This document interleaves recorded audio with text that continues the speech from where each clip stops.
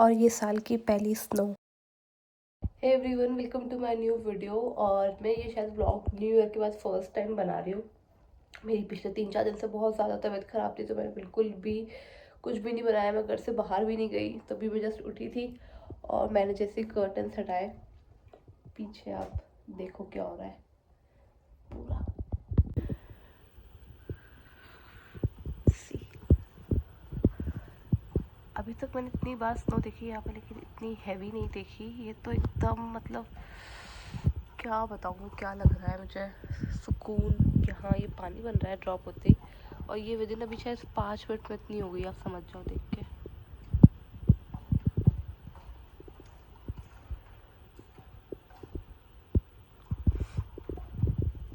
और ये देखो ऊपर से गिरती हुई कितनी सुंदर लग रही है। तो मैं दे देती हूँ थोड़ा हेल्थ चेक। मुझे बहुत तेज़ जुकाम हो रहा है। मैंने जितनी भी मैं दवाई लेकर आई थी ना, मैं डेली खा रही हूँ। और अब मेरे को थोड़ा ऐसा लग रहा है कि भाई दवाई ख़त्म हो जाएगी, और मेरा तब तक जुकाम भी सही नहीं हुआ है। तो मुझे 2-3 दिन तो हो गए लेते हुए, और बिल्कुल नाक एकदम ऐसी हो रही ना मुझे, और मैं नींद के नशे में पड़ी रहती हूँ एकदम ऐसे एंटीबायोटिक से। ना मैं घर से गई और स्नो हो रहा 2-3 दिन से, तो मैं वैसे भी नहीं जा रही थी, जाती भी नहीं। तो ये भी चल रहा है अपडेट। बाकी आगे बने रहना, और पूरा दिन बताती हूँ मैं आज क्या करती हूँ दिन के अंदर, स्पेशली जब आप बीमार हो, अकेले हो, और बाहर स्नो हो। मैं आ गई थी किचन में, बना रही हूँ अपने लिए कॉफ़ी। मुझे दवाई लेनी है क्योंकि पता नहीं, मेरा गला भी ऐसा हो चुका है। अभी तक तो मैं कोई सिरप नहीं ले रही थी, पर मैं सोचूँ मैं सिरप भी ले लूँ ताकि थोड़ी मेरे को टेंशन कम रहे। और देखते देखते स्नो इतनी ज़्यादा हो चुकी है ना कि इतनी तो लगभग परत हो चुकी है इसकी।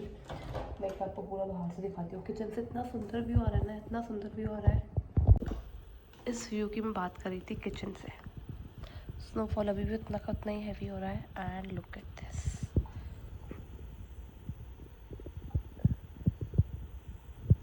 कितना प्यारा लग रहा है मेरे को ये। और पेड़ों पे देखो कितने अच्छे से। भाई एक बार जैसे मेरा मन कर रहा है कि मैं बाहर जाऊं और स्नो के अंदर करके आऊं, पर मेरे पास शूज़ नहीं है। जैसा कि मैं आपसे बोलती हुई आ रही हूँ, मैं बाहर गई नहीं उसके बाद, तो मुझे शूज़ तो लेने ही पड़ेंगे। अब आउट नेट पे देखना पड़ेगा कि ना कौन सी ब्रांड के शूज़ सही रहेंगे। और मेरा दूध हो चुका है एकदम शानदार गर्म, बनेगी अब कॉफ़ी। तो अब देखते फिर आज क्या खाते हैं। एक मैं मग धो लेती हूँ पहले। अब आज का मेरा ब्रेकफास्ट का व्यू ये है, जो कि मैं फ़र्स्ट टाइम यहाँ कर रही हूँ। कॉफ़ी लेके आ गई हूँ। अब मैं ये लेकर आई थी, बट ये मेरे से ओपन नहीं हो रहा है। ये सील पता नहीं कैसे लगी हुई है इसकी। पहले भी मैंने बहुत मुश्किल से खोला था, तो मैं अभी लेकर आई हूँ कुछ जुगाड़। और जुगाड़ है हमारा ये, इसके से थोड़ा इसका अनलॉक करते और फिर ब्रेड लगा के खाऊंगी। मेरी नाक इतनी खत्ती तरीके से ब्लॉक्ड है पूरी, और स्नो रुकी 4 घंटे पूरी स्नो हुई, और इतना तो हो ही गया है। अब मैं सोच रही हूँ कि आज एक बार बाहर जाके आते ही आते हैं। और अभी देखो जस्ट मुझे ये आया है रेडियोटेक्स का कुछ डॉक्यूमेंट, जो मैं अभी ये वही पढ़ रही थी, पूरा चेक कर रही थी। तो उसमें ये दे रखा था कि आपने अभी तक कोई कंट्रीब्यूट नहीं करा, क्योंकि ये मैंडेटरी होता है 18.36 यूरो मंथली। तो इसमें ये होता है कि एक घर में होना होता है, 4 लोगों को 4 डिवाइड करोगे, 5 और 5 एक है, एक करेगा। बट मेरे जो मैंने रेंट एग्रीमेंट लिया था उसमें मैंने इंक्लूडेड था। तो ये सिर्फ एक अपडेट है उनकी तरफ से। अगर आपके उसमें एडेड है या कोई और पे कर रहा है आपके बिहाफ पे, तो आपको इनको रिप्लाई करना है। तो मैं बस अभी इनको रिप्लाई करती हूँ। भाई मुझे ऑटोरिबन लेनी पड़ेगी। मैं ऑटोरिबन नहीं लेना चाहती हूँ, बहुत नुकसान करती हूँ, but there is no other choice. This is my auto ribbon, बच्चों वाली यूज़ कर रही हूँ। और फिर हम बाहर चल के थोड़ा एक चक्कर वक्कर लगा के आते हैं। मेरी हालत ऐसी हो रही ना भाई साहब, बोला भी नहीं जा रहा है मेरे से। तो बस अभी हालत तो मेरी ऐसी हो रही है, बाहर मैं बिल्कुल भी नहीं जा रही हूँ। मैं 2-3 बार बोली कि मैं जाऊँगी जाऊँगी, बट घर पे मैंने बात की, मम्मी ने मना ही कर रहा है अभी मत जा। और पहले सबसे पहले शूज़ का कर, शूज़ कौन से लेने। तो मैं नेट पे सर्च किया कि कौन से वाले शूज़ लेने चाहिए। तो वैसे तो अलग अलग आ ही रहे कि इस टाइप के लो, उस टाइप के लो, बट नॉर्मल भी अगर पास में ऐसे शूज़ है जिसके अंदर नीचे की जो ग्रिप होती है वो थोड़ी स्पाइकी है, तो फिर भी सही रहेगा। बट मेरे पास किस्मत से दोनों शूज़ ऐसे जिसके ना एकदम स्मूथ वो है, जो कि मैं स्निकर्स लेकर आई थी, वैसे लेके नहीं आई।